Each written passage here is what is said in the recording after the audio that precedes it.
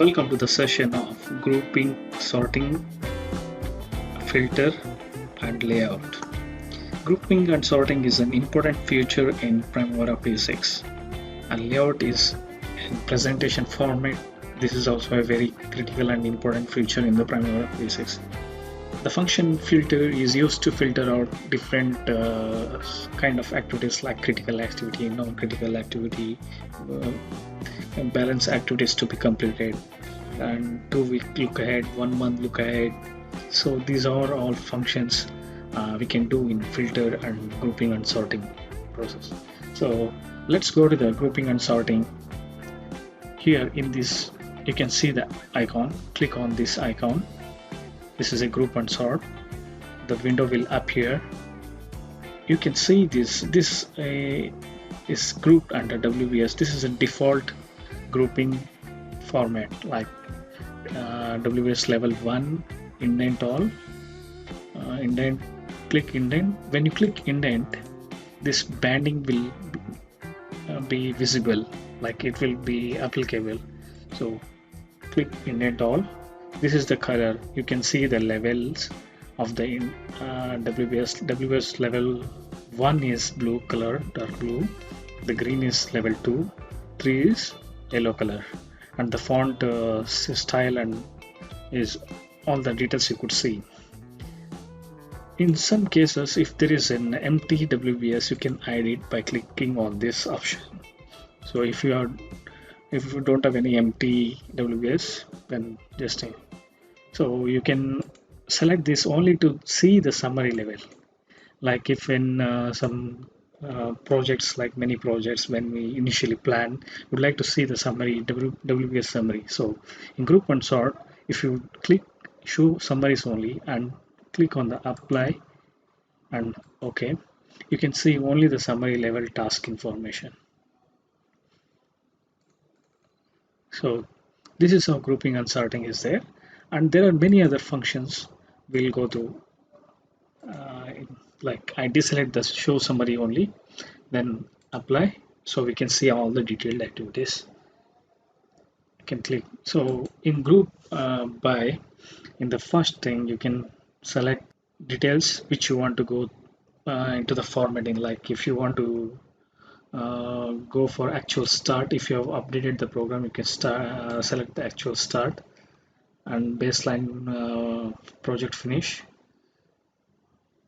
cost, labor cost, and all. You can group on under all these systematic functions. So duration, finish. I'll show you one important key feature in this grouping. Let's go to the finish. So I can group this at intervals. Like if you're planning some activities for every week, so you want to communicate what are the weekly activities to be carried out. So you can group this under week, then click apply, and click OK. So now you can see clearly that what is the activity in the first week of May, what is the activity in the June that is starting.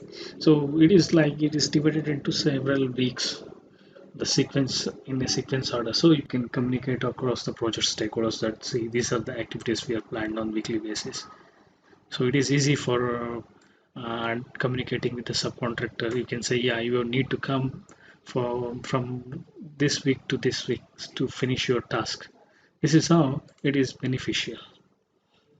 Apart from finish, you can also analyze and see how to use it for best application. So variances, unit percent complete, all this you can group under all these functions. So let's go back to WBS. I would like to show one more thing. Like if you have a start is okay.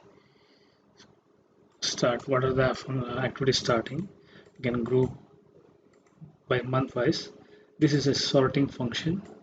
You can click either ascending or descending format. You can choose like what are the steps you need to sort it out, and we select the start as default, then click OK, then apply. So this one will show you month wise what are the startup activities, like every month what is the activities going to be started. This you can use it for better applications. If you cost load a program, you can see what is the cost per month wise you're incurring or budgeted cost. So this is the most beneficial function of group one sorting. So if you select some of this, I would like to show. If you select ID and code, title, ID and code, apply, you can see the IDs and code will be displayed, but we have not assigned any code. So show grand total, apply, you can see the total. If you want to change multiple grouping like WBS, apply WBS and delete this, delete here, level 1. So you can sort according this, apply. So you can see that okay, first during May we can click up, okay, we can see the WS name for every. So similarly you can change into all indent. If you click indent, you need to change it to all, then you can see all the WBS in the month May wise, like what is the June activity, design and plan preparation, construction approval. So I'll remove this, like you can delete it and you can change this none, go back to default WS, apply. Then we are back to normal, the default. You can change or customize this according to your needs and according to your planning and programming, like how you want to communicate with your project stakeholders. Format, go here, save as. You can save this as month wise layout. So you can save this. So the layout is saved. You can open this layout, open, go here, select month wise, apply, open. So you can go to, for default, go to project WBS, apply, then open. So it's the default view has come back to the normal. Similarly, in the filter function also, go to the filter. You want to see only the 2 weeks activities, go here, apply. What are the activities for the next upcoming 2 weeks? You can only see this one. You can change the 2-month look ahead, like click on this, modify here. So I have put here 3 months, so I'll go to here, change 2 months. Here where finish is less than or equal to current date plus 2 months. Then click OK, then apply.